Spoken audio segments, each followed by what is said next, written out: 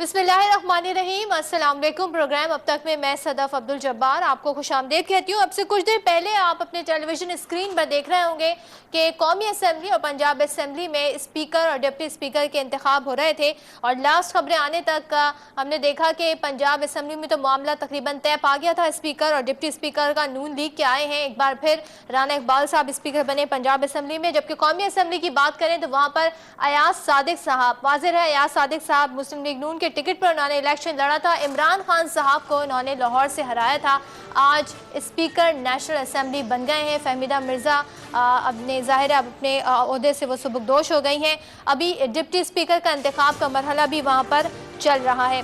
दूसरी जानिब हम अगर मुल्क की इस वक्त मजमूई तौर पर बात करें तो ये कहना ज़रूरी है कि जो लोग कहते थे कि इस मुल्क का कुछ नहीं हो सकता और ये मुल्क टुकड़ों टुकड़ों में तकसीम हो जाएगा और कहते थे कि इस मुल्क में जमहूरियत कभी पटरी पर नहीं चढ़ सकती, वो अब लब बस्ता हैं। जो कहते थे इस मुल्क में तब्दीली नहीं आ सकती, उनकी सोच में थोड़ी बहुत तब्दीली आ चुकी है। जो ये कहते थे कि इलेक्शन नहीं होंगे, वो खुद कतार में खड़े होकर अपना वोट कास्ट करके आए हैं। सियासतदानों से ज़्यादा अवाम इस बार काफ़ी पुरजोश दिखाई दिए। जैसे अब इस मुल्क के बेहतरीन दिन आने वाले हैं, ऐसा ही मालूम होता है। फ़ज़ाएँ, हवाएँ, बातें तो ऐसे ही हो रही हैं। खुशहाली, तरक्की और तब्दीली की बातें की जा रही हैं कि पाकिस्तान को अपने पैरों पर खड़ा कर दिया जाएगा। लेकिन क्या ये तब्दीली की हवाएँ क्या सिर्फ इलेक्शन के दिनों तक महदूद थी, या जब अब अमली तौर पर करके कुछ दिखाने का वक्त आ गया है तो ये तमाम तर चीज़ें, ये तमाम जमातें और ख़ास तौर पर हुकूमती जमात कर पाएगी कि नहीं? क्या वाकई लोड शेडिंग के अंधेरे छट जाएंगे? क्या ड्रोन हमले रुक जाएंगे?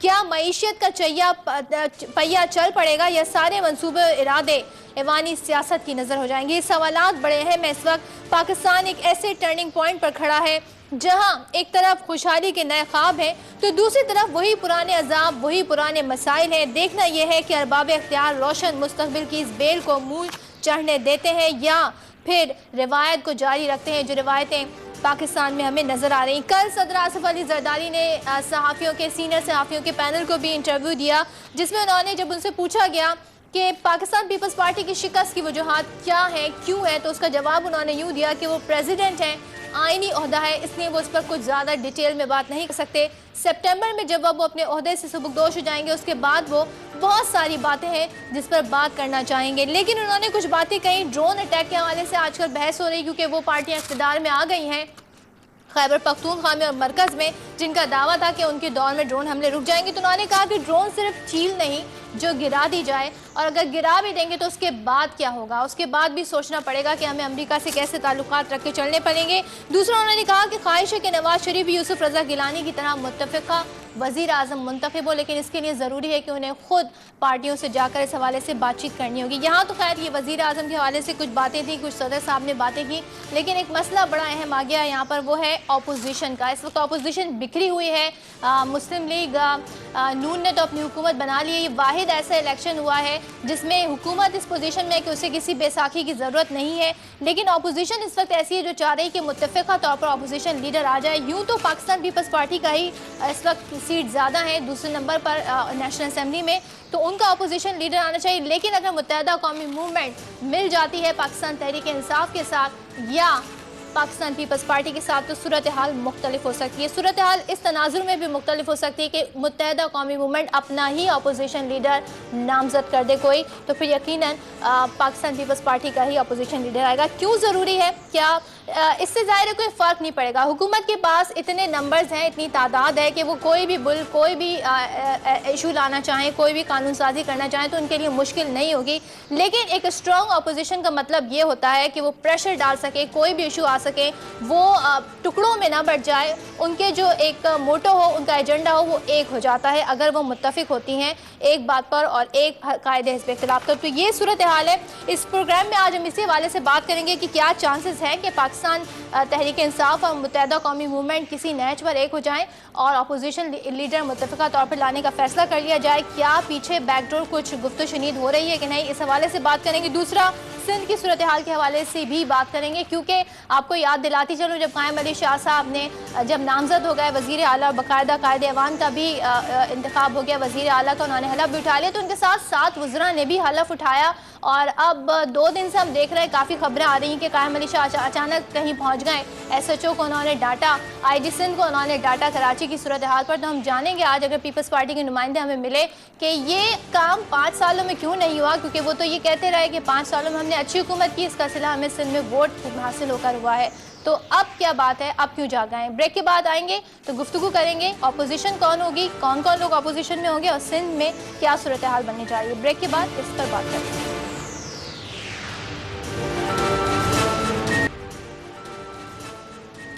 प्रोग्राम में आपको एक बार फिर खुशामदीद कहते हैं। और जैसे कि इंट्रो में मैंने बताया था कि क्या सूरत हाल, मुत्तहदा कौमी मूवमेंट की जानिब से भी ये फैसला हो गया कि कायदे हिज़्ब इख्तिलाफ के लिए वो उम्मीदवार लाएंगे। जैसा कि हम देखते रहे सिंध असम्बली में भी उनकी जानिब से स्पीकर, डिप्टी स्पीकर, आज भी हमने देखा कि ये सूरत हाल थी। क्यों ऐसा हो रहा है? कहते हैं कि अगर अपोजिशन मजबूत होगी तो ज़ाहिर है वो हुकूमत पर अच्छा प्रेशर डाल सकेगी, उनका एजेंडा एक होगा। कोई भी इशूज़ हैं, चाहे वो खारजा पॉलिसी को लेकर हो, चाहे वो बैरूनी ममालिक की एड को लेकर हो, पाकिस्तान की मईशत को लेकर हो, एक अच्छी अपोजिशन, स्ट्रॉन्ग अपोजिशन का किरदार बड़ा अहम होता है पार्लिमानी सियासत में। इस वक्त मेरे साथ मौजूद है, हमें ज्वाइन किया है प्रोग्राम में पाकिस्तान तहरीक इंसाफ के सीनियर मेंबर हैं, सीनियर रहनुमा इमरान इस्माइल साहब। बहुत शुक्रिया आपका। दूसरी जानिब मुत्तहदा कौमी मूवमेंट से ख्वाजा इज़हारुल हसन साहब हमें ज्वाइन करेंगे, आपका भी बहुत शुक्रिया। और पाकिस्तान पीपल्स पार्टी से शर्मिला फारूकी साहिबा भी हमें ज्वाइन करेंगी। आगाज़ करना चाहूँगी इमरान इस्माइल साहब, आपसे पूछना चाहूँगी, सर क्या कहिएगा, अगर अपोजिशन ही टुकड़ों में बटी हुई हो, इसका फ़ायदा किसको पहुँचेगा? यकीनन हुकूमत को। आप क्या समझते हैं, ऐसा क्यों हो रहा है, क्यों आप लोग एक नुक्ते पर इकट्ठा नहीं हो पा रहे हैं? शुक्रिया सदफ। सदफ, मेरा ख्याल है अपोजिशन का जो किरदार है वो इस वक्त मुल्क के लिए बहुत अहम एक किरदार है। और सारी जमातें यानी पीपल्स पार्टी, मुत्तहदा कौमी मूवमेंट और पाकिस्तान तहरीक इंसाफ जो इस वक्त बड़ी जमातों में शुमार हो रही हैं अपोजिशन के लिए, वो अपना अपना किरदार ज़रूर अदा करेंगी। बात यह है कि पीपल्स पार्टी के पास अपना प्रोग्राम है जिससे तहरीक इंसाफ जो है वो इत्तेफाक नहीं उसको उस पर चल सकते, इत्तेफाक नहीं रखते हम उसके साथ। और मुत्तहदा के पास अपना प्रोग्राम है जिससे किसी हद तक इत्तेफाक भी हमारा होता है, लेकिन कई जगहें ऐसी होती हैं जहाँ पर हम एक दूसरे के सामने स्टैंड ऑफ सिचुएशन में खड़े हो जाते हैं, विच इज़ प्रीटी अनफॉर्चुनेट। लेकिन सिचुएशन यही इस वक्त है मुल्क की। तो हम देखेंगे इंशाल्लाह कि आने वाले वक्त में अगर कोई ऐसा रास्ता बनता है कि मिल के किसी पॉइंट पे एक दूसरे का साथ दे सकें जो इस मुल्क के लिए बेहतर हो, जो सारी कौम के लिए बेहतर हो, तो ज़रूर एक दूसरे के साथ चलेंगे। लेकिन फ़िलहाल मुझे ऐसी कोई सूरत हाल बनती नज़र नहीं आ रही कि सारी जमातें मुत्तहदा होके और वो एक grand opposition alliance with in the house कायम करें। ऐसा कुछ होता मुझे नज़र नहीं आ रहा फ़िलहाल। अच्छा, आप अगर मैंने जो आपकी बात से नतीजा अखज़ किया है, अगर मैं इसको इस तरीके से बयान करूं कि पाकिस्तान पीपल्स पार्टी से तो आपका किसी भी सतह पर इत्तेफाक नहीं होता, लेकिन मुत्तहदा कौमी मूवमेंट से कुछ आपके पॉइंट्स हैं, कुछ ऐसी बातें हैं, कुछ नज़रियात हैं जिनसे आप अपने आप को सिमिलर समझते हैं, तो क्या उनसे मुस्तक़बिल करीब में ऐसा कोई है इम्कान कि आप लोगों का बाकायदा इस पर बातचीत हो सकती है? क्या एक गुफ्तगू का आगाज़ हो चुका है, शेख रशीद के थ्रू ऐसा हो चुका है? इमरान इस्माइल साहब, देखिए, शेख साहब अपनी एक एफ़र्ट कर रहे हैं जिसकी हम सब कदर करते हैं। शेख साहब ने अपने तौर से ये एफ़र्ट शुरू की है कि वो चाहते हैं कि ये जमातें एक अपोजिशन का किरदार अदा करें, और उसमें किस हद तक उनको कामयाबी हासिल हुई है नहीं हुई है मैं कुछ वसूख से नहीं कह सकता, बिकॉज मेरा कोई डायरेक्ट उनसे राब्ता नहीं है शेख साहब से। अच्छा। लेकिन शेख ये मुझे ज़रूर पता है कि शेख साहब कोई ऐसी एफ़र्ट ज़रूर कर रहे हैं। वो हमारी पार्टी के लीडरान से भी मिल रहे हैं, वो खान साहब से भी मिले हैं, और उन्होंने मुत्तहदा वालों से भी जाके मुलाकातें की हैं। लेकिन ये शेख साहब की अपनी एफ़र्ट है। अभी तक कोई पाकिस्तान तहरीक इंसाफ और मुत्तहदा कौमी मूवमेंट का कोई बाज़ाब्ता राब्ता अब तक मतलब नहीं इमरान खान साहब की इसमें कोई उनकी तरफ से ग्रीन सिग्नल नहीं मिला? शेख साहब खुद ही ये सारा काम कर रहे हैं, वो तो अपनी जमात को रिप्रेजेंट करते हैं, पाकिस्तान तहरीक इंसाफ को तो नहीं करते ना इमरान इस्माइल साहब? नहीं, लेकिन वो भी एक अपोजिशन के रहनुमा तो है ना, अपोजिशन में है, और मुमकिन है कि उनकी ख्वाहिश हो कि ये सारी जमातें एक साथ बैठें। और इसमें कोई मुझे कोई बुरी ख्वाहिश नज़र नहीं आ रही, इसके अंदर कोई पर्सनल गेन्स इसमें नहीं नज़र आते मुझे। लेकिन ये मैं आपको बताना चाह रहा हूँ कि बाज़ाब्ता जो आप मुझसे पूछ रही हैं कि बाज़ाब्ता हमारा कोई मुत्तहिदा से रब्ता हुआ है, तो अब तक हमारा कोई बाज़ाब्ता रब्ता मुत्तहिदा से नहीं हो सका है। ख्वाजा इज़हारुल हसन साहब हमारे साथ मौजूद हैं। सर, वो बातें तो आपने सुननी होगी जो कह रहे हैं इमरान इस्माइल साहब, ज़रूरी है एक मुत्तहिदा अपोजिशन, कितनी ज़रूरी है, आप क्या समझते हैं? और मुत्तहिदा कौमी मूवमेंट क्या इस मामले में लचक दिखाने को तैयार है कि वो पाकिस्तान तहरीक इंसाफ से बातचीत करे? Thank you Sadaf. देखें, MQM एक ज़िम्मेदार और इंतहाई डिसिप्लिन पॉलिटिकल पार्टी है, और हम ये समझते हैं कि गुज़िश्ता 9 इंतखाबात जो माजी में हमने जिन इंतखाबात में हमने हिस्सा लिया, जिसमें हमें भरपूर हमारे मैंडेट में कामयाबी हासिल हुई, और हर किस्म के कठिन हालात में हमने उन इंतखाबात में हिस्सा लिया, उसको देखा। यकीनन वहाँ कहीं ना कहीं हमारा मुल्क की बाकी जमातों से इत्तेहाद भी हुआ, इख्तलाफ भी हुआ। देखिए, जब आप पार्लियामेंट्री पॉलिटिक्स में आते हैं और प्री इलेक्शन और पोस्ट इलेक्शन का जो फेज होता है, इसमें बड़ा फ़र्क होता है।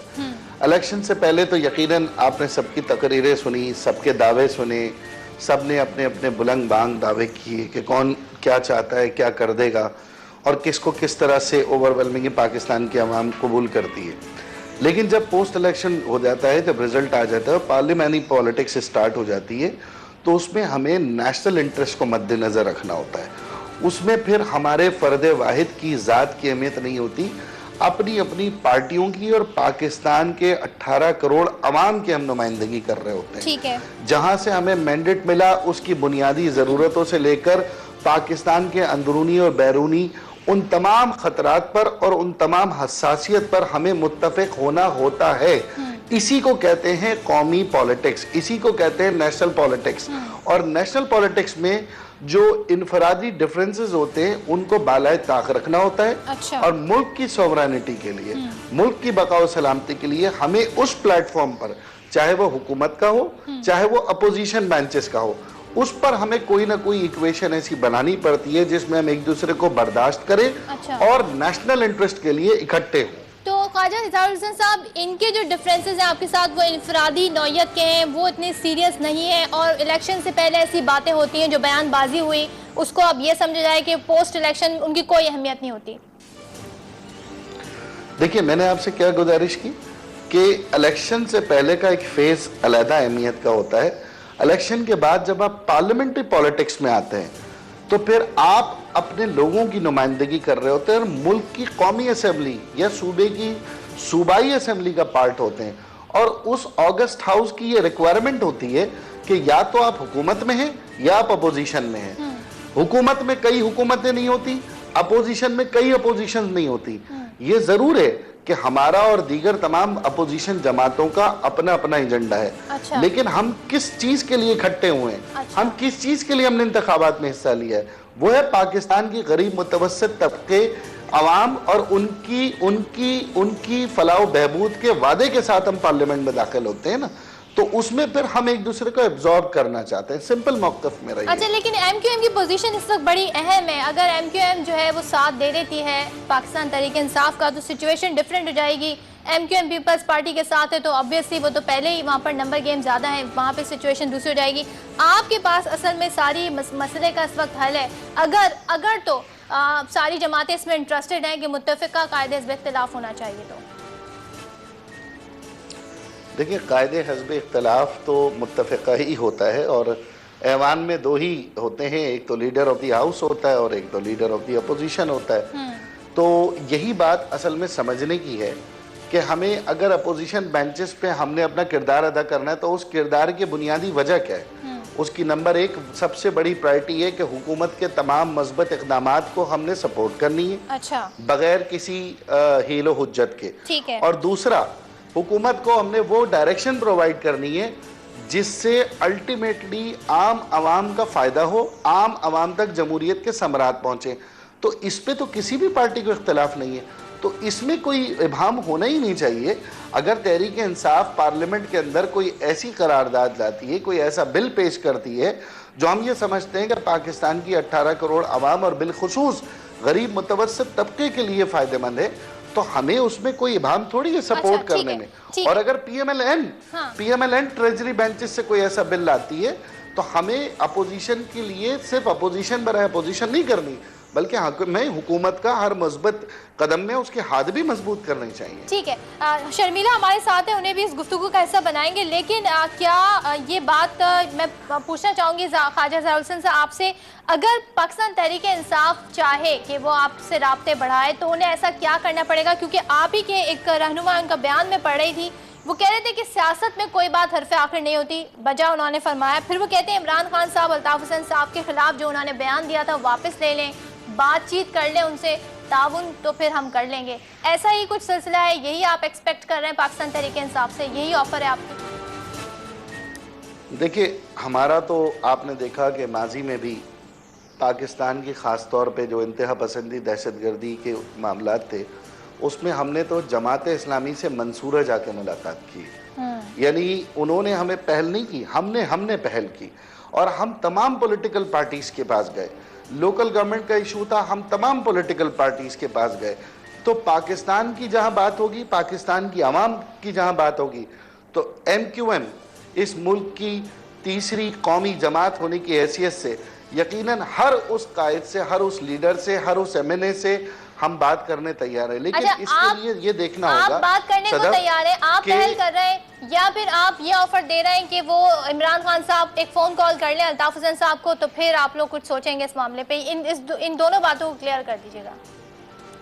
देखिए सदफ, एक चीज बड़ी कैटेगोरिकली मैं गुजारिश करना चाहता हूँ, जब दो कायदीन या दो पॉलिटिकल पार्टीज आपस में गुफ्तो शुनीद करनी चाहती हैं, तो उन्हें अपने माजी की तमाम रिवायात को तर्क करना होता है या उसकी तरदीद करनी होती है। तो ये देखना होगा हमें कि अगर हम अपने माजी के रवैयों को फरामोश करना चाहते हैं, या उनकी कोई क्लियरेंस चाहते हैं, या उस पर कोई शर्मिंदगी या नदामत है, या हम एक दूसरे को गले लगाने के लिए खुलूस दिल से गले लगाना चाहते हैं, तो उसके लिए वो विश एंड विल और वो तरीक़ेकार नजर आना चाहिए। ठीक है इमरान इस्माइल साहब, आपने सारी गुफ्तगू सुनी होगी, वो विश, वो विल, वो तरीक़ाकार नजर आना चाहिए। एक कदम आप बढ़ाएं, एक कदम वो बढ़ाएंगे, तो क्या पाकिस्तान तहरीक इंसाफ ये समझती है कि अगर वो पहल कर ले तो फिर हो सकता है इमरान खान साहब अपोजिशन लीडर बन जाएं?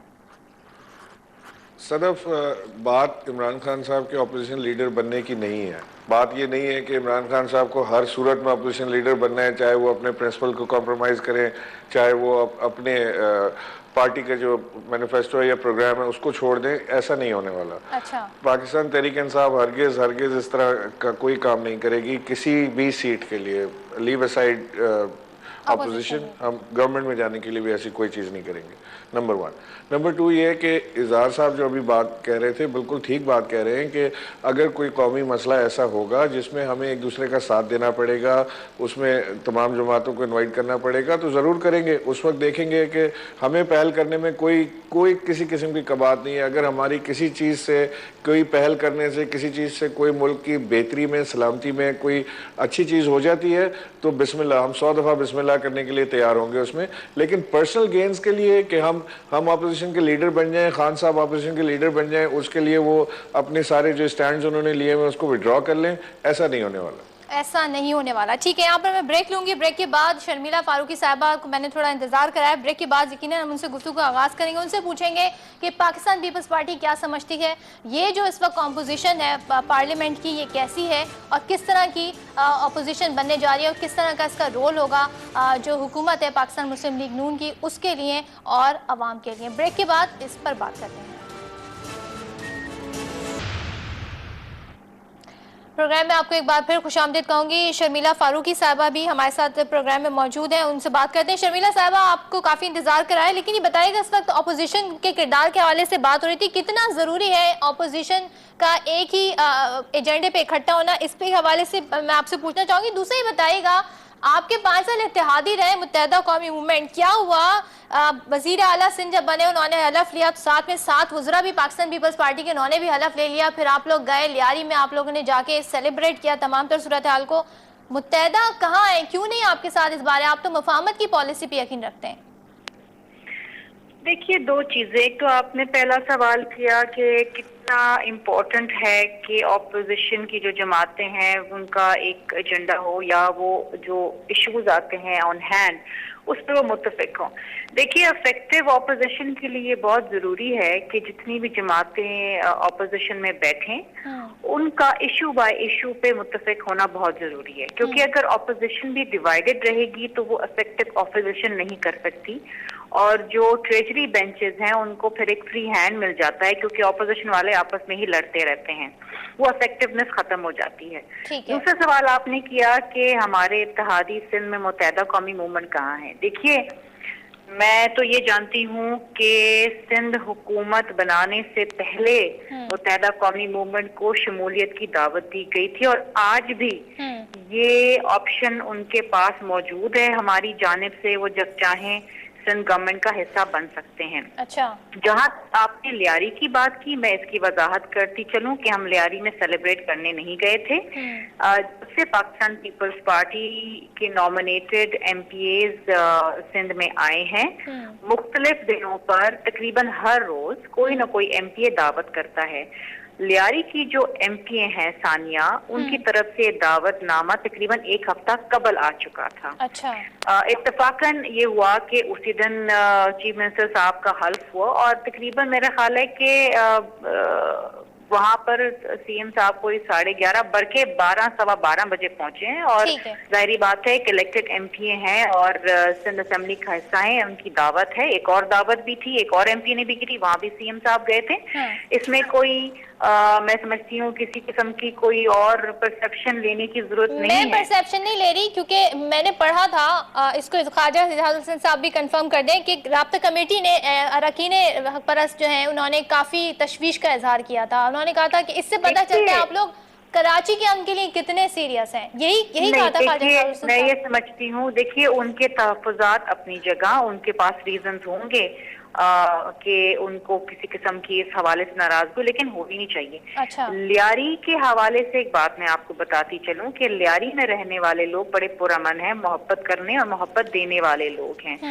अगर मुत्तहदा कौमी मूवमेंट के कोई भी इलेक्टेड MPA उनको कहीं दावत पे बुलाते हैं उनकी क़यादत को, तो क्या वो इनकार करेंगे? नहीं, वो भी जाएंगे, चाहे वो लियारी हो, चाहे वो नॉर्थ नाज़माबाद हो, चाहे वो कोई और इलाका हो। नबील गबूल साहब भी तो वहाँ से इलेक्शन लड़ रहे थे। अगर वो जीत जाते और लियारी में दावत करते तो क्या मुत्तहदा कौमी मूवमेंट के लोग वहाँ नहीं जाते?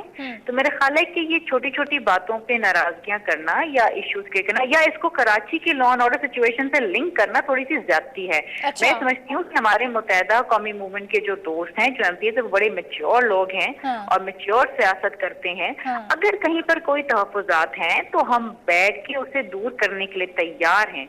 ये कोई बहुत बड़ा मसला नहीं है, कोई इंडिया पाकिस्तान की जंग नहीं है। आपस में हम 5 साल इत्तेहादी रहे हैं, आइंदा भी इंशाल्लाह इत्तेहादी रहेंगे। अच्छा, आइंदा भी इत्तेहादी रहेंगे। अगर मेरे प्रोड्यूसर मुझे बता दें, जो उससे पहले वो कहना चाह रहे थे ब्रेक की बात, वो कह रहे हैं ब्रेक का वक्त आ गया है, वरना मेरे दोनों गेस्ट बैठे हैं, उनसे सवाल पूछूंगी। ख्वाजा हिजाज हुसैन साहब, आपसे मैं आके पूछूंगी, बयान मैंने ये भी पढ़ा कि माजी में PP का साथ देकर MQM की बदनामी हुई। मुझे बताइएगा, आपका तो वोट बैंक भी रिटेन रहा, आपकी तो सीट्स भी रिटेन हुई, बड़ी कामयाबी कराची में हासिल हुई, किस किस्म की बदनामी हुई MQM को PP का साथ देकर? ये सवाल मैं आपसे पूछूंगी इस छोटे से ब्रेक के बाद।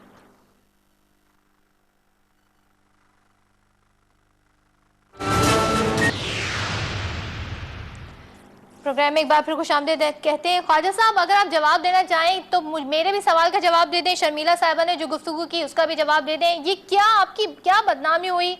आपको तो कामयाबी मिली, सीटें भी रिटेन की, वोट बैंक भी आपका वही रहा है। बस ये बड़े ही अफसोसनाक बात है कि पीपल्स पार्टी के दोस्त ये अगर और मगर की डगर से कब बाहर आएंगे, और ये अगर मगर की डगर ही आज सूरत हाल को यहाँ तक लेकर आ गई है। और मैं इस बात पे भी बड़ा हैरान हूँ कि ओथ लेने के बाद जो सबसे पहला काम होता है वो मज़ार कायद उसका विज़िट होता है, जबकि बड़ी जल्दी में ओथ भी लिया गया। असेंबली के अंदर शाम को 7 बजे CM साहब ने माशाल्लाह ओथ लिया, उनको वहाँ सेलेक्टेड हुए, फिर गवर्नर हाउस गए, ओथ लिया, 7 वज़रा ने भी लिया। उसके बाद फिर मज़ार कायद पहला काम होता है। लेकिन ऐसी क्या अट्रैक्शन थी और ऐसी क्या मजबूरी थी कि अगर पीपल्स पार्टी के तमाम रहनुमा लियारी जाते, अच्छा, और अपने आम वोटरों, आम गरीब वर्करों से मिलते तो बड़ी खुशी होती, क्योंकि लियारी तो हमारा भी इलाका है। लियारी में तो हम भी लियारी की नुमाइंदगी करते हैं, लेकिन अगर वहाँ जाकर आपने इन्विटेशन नहीं आया, वहाँ जहाँ से आया वहीं गए। ख्वाजा साहब वो ये कह रही थी। बस वो जब मज़ार कायद पे शायद वो मज़ार वाले बिरयानी नहीं खिलाते या दावत नहीं करते, लेकिन बहरहाल वो एक फ़र्ज़ है और हमेशा 65 साल का कल्चर रहा है चीफ मिनिस्टर का, गवर्नर का, कि वो और कोई काम, कोई एक्टिविटी स्टार्ट नहीं करता जब तक मज़ार कायद पर जाकर वो फातिहा ख्वानी ना करे और बाबा कायद से पहले अपने अहद का इजहार करे। बहरहाल वो प्रायोरिटी पे नहीं था। हाँ। लेकिन अगर आपने जाकर वहीं इस मफरूजे के तहत के शायद कोई मजबूरी हो सकती है, पीपल्स पार्टी की कोई इसमें प्रॉब्लम है, लेकिन हम बड़े क्लियर हैं कि आपने जो ये भी कह रही थी ख्वाजा साहब, वो ये भी कह रही थी कि इसे कराची के मसाइल से या कराची के लॉ एंड ऑर्डर से जोड़ना जो है ये बड़ी नामुनासिब बात होगी। तो लियारी का मसला कहाँ से ले आके जोड़े, फिर पूछ लें कहाँ गवादर से ले आके जोड़े, चीन से ले आके जोड़े, मतलब कुस्तुनतुनिया या इराक ईरान से ले आके जोड़े, कहाँ से जोड़े? वो कत्लेआम कहाँ हुआ, वो लोग कहाँ ज़िबा हुए, शेरशाह कबाड़ी मार्केट की बर्बरियत क्या हुई? फिर आप कह रही हैं कि ठीक है मोअज़्ज़ज़ रुकन सिंध असेंबली अब मैंडेट रखती हैं और तमाम लोग अब ऑगस्ट हाउस के मेंबर हैं और दे आर ऑल ऑनरेबल, लेकिन हम तो बात ये कर रहे हैं कि वो जो दावत थी वो मेरा ख्याल है कि तमाम लोगों को पता है कि वो किन लोगों की तरफ से थी और आपकी ऐसी क्या मजबूरी थी कि वो दावत मज़ार कायद के बाद हो जाती तो क्या था? क्या ख्याल है? लेकिन बहरहाल we got your message, we got very clear message. और वो जो आपने कहा ना अगर मगर, तो वो अगर मगर वाला जो 5 साल कंफ्यूजन रहा वो सिंध ने उसको भुगता है, वो अब क्लियर हो गया। अब कोई आपका इनसे फिर राब्ते का पहल करने का कोई इरादा नहीं है। शर्मिला, आप इसका जवाब देना चाहें? जो अगर मगर की सियासत है, कराची के मसाइल जू के तू रहे, बड़ा धोखा खाया मुत्तहिदा कौमी मूवमेंट ने पाकिस्तान पीपल्स पार्टी से, क्या जवाब देना चाहेंगी आप? ये अगर मगर की सियासत छोड़ें, सीधी सीधी बात करें, अमन अमान के हवाले बड़े इस वक्त बड़ी इशू है कराची का। जी मुझसे पूछ रही हैं? जी आपसे ही पूछ रही हूँ। नहीं देखिए, मैं थोड़ी सी गुफ्तगू नहीं सुन पाई ख्वाजा साहब की, लेकिन मैं समझती हूँ कि अगर कराची के तमाम मसाइल जो है लॉ एंड ऑर्डर के हवाले से, अगर वो ये कहना चाह रहे हैं कि वो उन सबके ताने बाने लियारी से जाके जुड़ते, तो मेरा ख्याल है ख्वाजा साहब आप अपने साथ भी बड़ी ज्यादती कर रहे हैं। ये आप जानते हैं कि कराची के मुख्तलिफ इलाकों में इश्यूज हैं, लॉ एंड ऑर्डर सिचुएशन है, ठीक है। सिर्फ लियारी ही जो है वो अगर ये कहना चाह रहे हैं कि क्रिमिनल्स का गढ़ है, तो मैं समझती हूँ कि बहैसियत एक रिस्पॉन्सिबल रुकन सूबाई असेंबली ऐसी बात करना भी नामुनासिब होगा। हाँ, दूसरी इम्पोर्टेंट चीज ये है कि जितना मैंने पहले कहा कि अगर किसी किस्म के कोई तहफ़्फ़ुज़ात हैं तो आए, बैठे, हमसे बात कर लें, ठीक है, तो हल हो सकते हैं ना। वक्त कम है मेरे पास, मुझे आखिरी सवाल का जवाब, आप क्या समझते हैं जिस तरह लचक का मुजाहरा किया जाता है, आप लोगों को बड़ा ताना पड़ता है कि पॉलिटिकल मैच्योरिटी का मुजाहरा नहीं करती तहरीक इंसाफ, तो तहरीक इंसाफ इस बार के हम देखते हैं अमली सियासत में आई है, कुछ अब पॉलिटिकल मैच्योरिटी आपकी तरफ से सामने आ सकती है, जो ऑफर मुत्तहिदा दे रही है आपको कि रास्ते खुलें, दरवाजे खुलें, बातचीत करें और फिर कोई ना कोई रास्ता निकल सकता है। Your last comment. बिल्कुल, रास्ते तो हमारे भी खुले हैं, दरवाजे हमने भी कभी बंद नहीं किए किसी के ऊपर, लेकिन सदफ एक चीज़ है, अभी आप ही के प्रोग्राम में बीच में ब्रेकिंग न्यूज़ आई कि मुत्तहिदा ने मियां मोहम्मद नवाज शरीफ को उन्होंने वज़ीर आज़म के लिए सपोर्ट कर दिया है और वो भी बग़ैर किसी शराइत के गैर मशरूत तौर पे सपोर्ट उनको दी है। तो इससे बिल्कुल एक टिल्ट आपको साफ नज़र आ रहा है कि बहुत ज़्यादा देर अपोजिशन में बैठने का इरादा नहीं है मुत्तहिदा का। अच्छा। ये इस तरह की वो चीज़ें हैं, इंडिकेशंस। आपके प्रोग्राम में अभी ब्रेक में मैं देख रहा था, शायद आपकी नज़र से नहीं गुजरा, it was very important to ask, Azhar साहब से पूछते इस वक्त कि आप लोगों ने जो ये फैसला किया है, तो क्या मुस्तकबिल में आपका इरादा पाकिस्तान मुस्लिम लीग के